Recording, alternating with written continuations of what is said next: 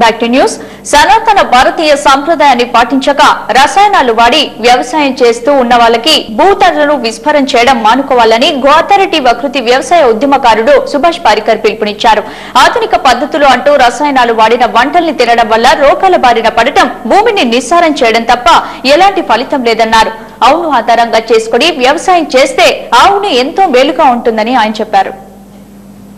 విజయవాడ నగరంలో ప్రకృతి వ్యవసాయ ఉద్యమకారుడు సుభాష్ పాలేకర్ అనుచరులు ఏర్పాటు చేసిన ప్రకృతి వ్యవసాయ సదస్సుకు రైతుల నుంచి మంచి స్పందన వచ్చింది. కృష్ణా, గుంటూరు, ఉభయ గోదావరి జిల్లాల నుంచి రైతులు పెద్ద ఎత్తున తరలివచ్చారు. రైతులతో పాటు రాష్ట్ర వారి నీటిపారుదల శాఖ మంత్రి దేవినేని ఉమా కూడా సదస్సులో పాల్గొని రైతులు ప్రకృతి సిద్దమైన వ్యవసాయం వైపు మళ్లాలని కోరారు. ఈ సందర్భంగా సుభాష్ పాలేకర్ మాట్లాడుతూ ఒక్క ఆవును ఏర్పాటు చేసుకుని ఆ ఆవు అందించే మూత్రం, పేడ ద్వారా ప్రకృతి సిద్ధంగా ఎరువులను తయారు చేసుకుని 20 ఎకరాలు పంట పండించవచ్చని ఆయన చెప్పారు. ఇది తాను మరికొంతమంది దేశవ్యాప్తంగా అమలు చేస్తున్నామని వివరించారు.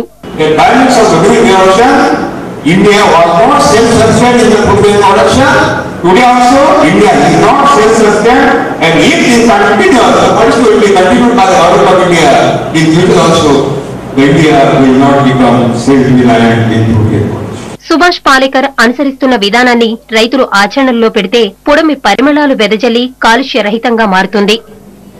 ఆవు వాడకం వల్ల రైతుకు, ప్రకృతికి కలిగే లాభం ఏంటనే దానిపై మరింత సమాచారం విజయవాడ నుంచి మా ప్రతినిధి సుబ్బారావు అందిస్తారు. Thank you. భారతీయ సంప్రదాయ వ్యవసాయాన్ని తిరిగి పునరుజ్జీవం చేసేందుకు దేశవ్యాప్తంగా కూడా పెద్ద ఎత్తున ప్రయత్నాలు జరుగుతున్నాయి. అందులో సుభాష్ పాలేకర్ తనకైనటువంటి గో ఆధారిత వ్యవసాయాన్ని పెద్ద ఎత్తున ఆయన పరిశోధించి పూర్తిగా డెవలప్ చేశారు. దీనిపైన కూడా పెద్ద ఎత్తున విస్తృతంగా చర్చలు జరుగుతున్నాయి. ఈ రోజున విజయవాడ నగరంలో దాదాపుగా వందల వేలాది మంది రైతులంతా కూడా ఈ గో ఆధారిత వ్యవసాయ వచ్చారు. వారితో మాట్లాడదాం. సార్ చెప్పండి, ఇది కాన్సెప్ట్ ఏంటి? కాన్సెప్ట్ బేసికల్గా ప్రకృతి ఒడిలోకి మళ్ళీ వెనక్కి వెళ్ళటం అంటే మనం ప్రకృతి విధానంలో ఏదైతే చేయాలో అదే విధంగా చేయమని చెప్పి ఆయన సలహా ఇస్తున్నారు. మనం ఇవాళ అంతకుముందు రసాయనిక ఎరువులు బాగా చేస్తున్నాయి, లేకపోతే రసాయనిక క్రిమిక మందులు వాడుతున్నాం అని చెప్పి దానిలో బాగున్నాయని చెప్పి వెళ్ళడం జరిగింది. బట్ దానివల్ల ఎట్లా నష్టపోయామో ఆయన అందరికీ చెప్పి, అట్లాగే ఇవాళ భారతదేశం సెల్ఫ్ రిలయంట్ అవ్వాలంటే మళ్ళా ఇవన్నీ ఇంపోర్ట్ చేసుకోకుండా ఆగాలంటే మనమే పెంపొందించుకోవాలి. కాబట్టి అలాగే భూసారం తగ్గకుండా మళ్ళా భవిత తరాలకి కూడా మనం భోజనాల్లోనూ వ్యవసాయ తోటి తయారు చేసే ఐటమ్స్ అన్ని కూడా అవైలబిలిటీ రావాలి అని అంటే ఇవాళ ప్రకృతి వ్యవసాయమే ఒక్కటే దిక్కు అనేది ఆయన గట్టిగా చెప్తున్నారు. అండ్ ఇంకా సేంద్రియం అంటే ఒక్కసారి ఆయన ఈవెన్ గో ఆధారితంలో ఒక్కసారి కన్ఫ్యూషన్ అవుతున్నారు. గో ఆధారితం అంటే గో ఆధారితంతో చేయాలి, కానీ అట్లాగే కాంపోస్ట్ అని కానీ లేకపోతే వర్మీ కాంపోస్ట్ అని కానీ అలాంటివి కూడా వద్దని సలహా ఇస్తున్నారు. అది కూడా ఖర్చు ఎక్కువ కూడిందని ఈయన చెప్పేది. పెట్టుబడి లేని వ్యవసాయం, ఆధ్యాత్మిక వ్యవసాయం.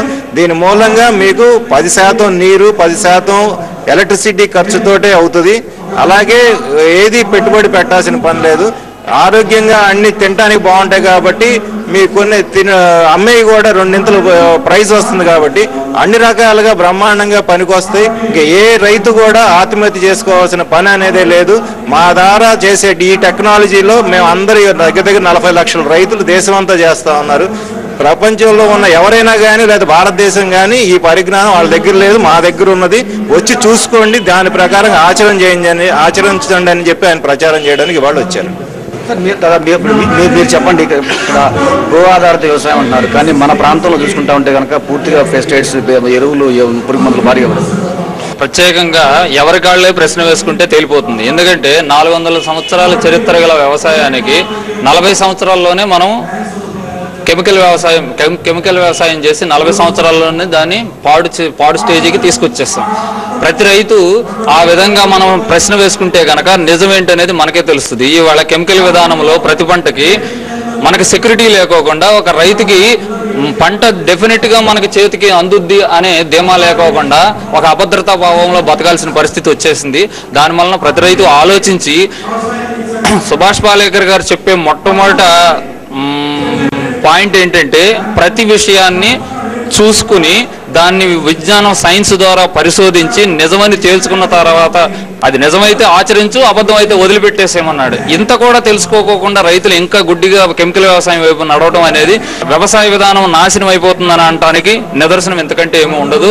ప్రతి రైతు ఆలోచించి ముందు తన కుటుంబానికి భద్రత అయినటువంటి ఆహారాన్ని మన కుటుంబానికి అందించాలని గనక ప్రతి రైతు సంకల్పాన్ని పాటించుకుంటే అలా ఒక్కొక్క రైతు పెరిగి కొన్ని సంవత్సరాలకు అయ్యేటప్పటికి అందరూ ప్రకృతి వ్యవసాయం వైపే అడుగేస్తామని మనం ఘంటాపదంగా నేను చెప్పగలుగుతాను. ఇప్పుడు ప్రస్తుతానికైతే నేను చేసే వ్యవసాయం వలన నా కుటుంబానికి మంచి ఆహారాన్ని అందించి నా బంధువులకు కూడా నేను మంచి ఆహారాన్ని అందివ్వగలుగుతున్నాను.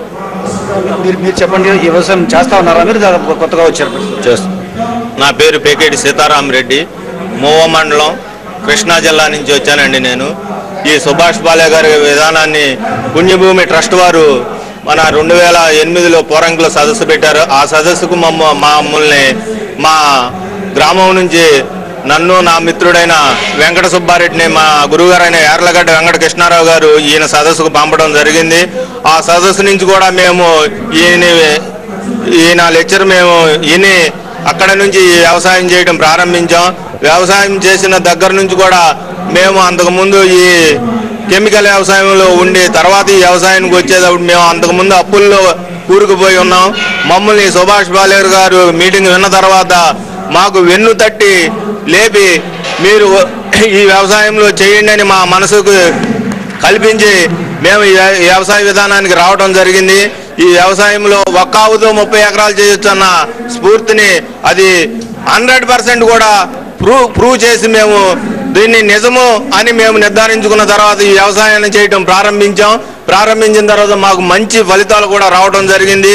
ఈ విధానాన్ని పాటిస్తే మన భూమి, మన పశువులు, మన సమస్త జీవకోటి కూడా సుఖశాంతులతో ఉండి మన ఆరోగ్యాలు. మీరు ఎంత వ్యవసాయం చేస్తున్నారు ఇప్పుడు దాకా? మీరు ఎటువంటి చేశారు?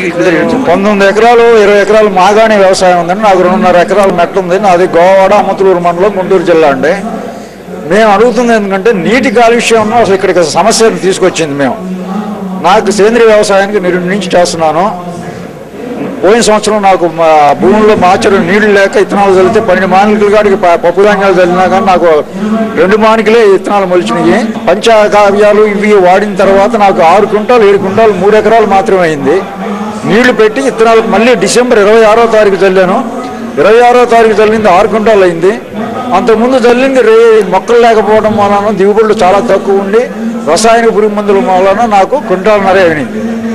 రెండో సమస్య ఎందుకంటే కృష్ణా బ్యారేజీ నీటిని పిహెచ్సి బ్యారేజీ లెవెల్ ప్రకటించినప్పుడు ఖచ్చితంగా పేపర్లో మాకు పిహెచ్సి ఎంత ఉంది, నీటి పిహెచ్సి తెలియజేస్తే దాన్ని బట్టి పురుగు మందులు రసాయనిక మందులు పనిచేస్తున్నాయి. పిహెచ్సి 8 పాయింట్ దాటిందంటే మా భూముల్లో ఈ పురుగు మందులు కానీ ఎరువులు కానీ రసాయనిక ఎరువులు కానీ ఏ పనిచేయట్లేదు. సేంద్రీయ వ్యవసాయంలో కూడా పిహెచ్సి కంపల్సరీ.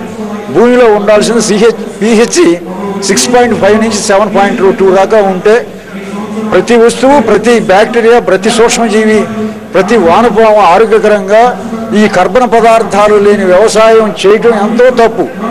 రసాయనిక వ్యవసాయం మీద ఆధారపడి రైతులు సర్వనాశనం అయిపోయిన భారతదేశం ఇప్పుడు ఈ రసాయనిక ఎరువుల నుంచి బయటపడాలంటే ప్రతి రైతు 3 సంవత్సరాలు కనీసం ఈ భూమిలో ఉన్న విష పదార్థాలను విడుదల కాకుండా మళ్ళీ వీటిని నుంచి బయటపడటానికి సేంద్రీయ వ్యవసాయ పదార్థాలైన కర్బన పదార్థాలతో ఏకబీజ ద్విబీజ దళాలకు సంబంధించిన పదార్థాలు రెండింటినీ ఆవు పేడ, ఆవు పంచకాలతోనూ వీటితోనూ శుభ్రం చేసుకుని మళ్ళీ కలుషితం లేని వ్యవసాయానికి భారతీయ రైతులు ఆంధ్రప్రదేశ్ రైతులు ఎట్టి పరిస్థితుల్లో ముందుకు రావాలని మేము కోరుకుంటున్నామండి. మీరు చెప్పండి, మీరు ఎంత చేస్తారు వ్యవసాయం? మాది గంపలగూడెం మండలం ఊటుకూరు గ్రామం అండి. నా పేరు జంగా గాంధీ. మేము వ్యవసాయం 10 ఎకరాలు చేస్తున్నాం. అయితే నేను ఇప్పుడు చెప్పేది ఏంటంటే మన గౌరవ ముఖ్యమంత్రులు నారా చంద్రబాబు నాయుడు గారికి ఇప్పుడు చంద్రన్న క్షేత్రం అని చెప్పి తీసుకున్నారు. ఈ సంవత్సరం నుంచి రేపు రబీ సీజన్ నుంచే తీసుకుంటున్నారు. కాబట్టి ఆ చంద్రన్న క్షేత్రమే 0 బడ్జెట్ వ్యవసాయంగా మార్చి ఈ విధానంతో అమలు చేస్తే బాగుంటుందని నేను అనుకుంటున్నాను. మంత్రి దేవినేని ఉమా కూడా ఉన్నారు. ఆయనతో కూడా మాట్లాడే ప్రయత్నం చేద్దాం. దీని మీద చెప్పండి. ఇది ఈ సుభాష్ పాలేకర్ గో ఆధారిత వ్యవసాయం అంటున్నాడు, పెట్టుబడులు లేకుండా ఉంటుంది, మంచిది అంటున్నాడు. మన రైతులకు ఏ విధంగా మీరు అంటే రైతుల్లో కూడా చైతన్యం తీసుకొచ్చి పెట్టుబడి లేని వ్యవసాయం చేసుకున్నట్టయితే రైతాంగానికి ఇవాళ సుడిదోమ. ఎంతమంది సైంటిస్టులు వచ్చినా ఎన్ని మందులు కొట్టినా మళ్ళీ ఎకరానికి 5,000 10,000 రూపాయలు ఖర్చు పెట్టుకున్నాం. ఏదైనా సరే ఇటువంటి పెద్దలు ఎటువంటి స్వలాభాపేక్ష లేకుండా ఈ గోమూత్రం ద్వారా ఏదైతే ఇవన్నీ కూడా సద్వినియోగం చేసుకొని జీవనామృతంలాగా వాటిని మరి సాగు చేసుకున్నట్టయితే ఒక గోవు 20 ఎకరాలకి మరి ఇస్తూ ఉంది. కాబట్టి ఈ ఎరువుల్ని కాపాడుకోవాలి. ఒక మంచి లక్ష్యంతో ఆయన దేశం ప్రపంచం అంతా తిరుగుతూ రైతుల్లో చైతన్యం తీసుకొస్తున్నారు. డెఫినెట్గా మా అగ్రికల్చర్ కమిషనర్ని మా అధికారులను కూడా వెళ్ళి చూడమని చూద్దాం. 10 మందికి మంచి చేద్దాం ఈ కార్యక్రమం. మంత్రి ఉమా కూడా స్పష్టంగా ఒకటే మాట చెప్తా ఉన్నారు. రాష్ట్రంలో కూడా గో ఆధారిత వ్యవసాయాన్ని ప్రోత్సహించేందుకు ఖచ్చితంగా కూడా ఈ సుభాష్ పాలేకర్ యొక్క విధానం ఏదైతే ఉందో ఆ విధానాన్ని పూర్తిగా పరిశీలింపజేసి రాష్ట్ర ప్రభుత్వం ద్వారా కూడా ఆ విధానం ప్రోత్సహించేందుకు తగినటువంటి సహాయ సహకారాలు అందిస్తామని చెప్పి మంత్రి చెప్తా ఉన్నాడు. ఇది పరిస్థితి. Auto studio.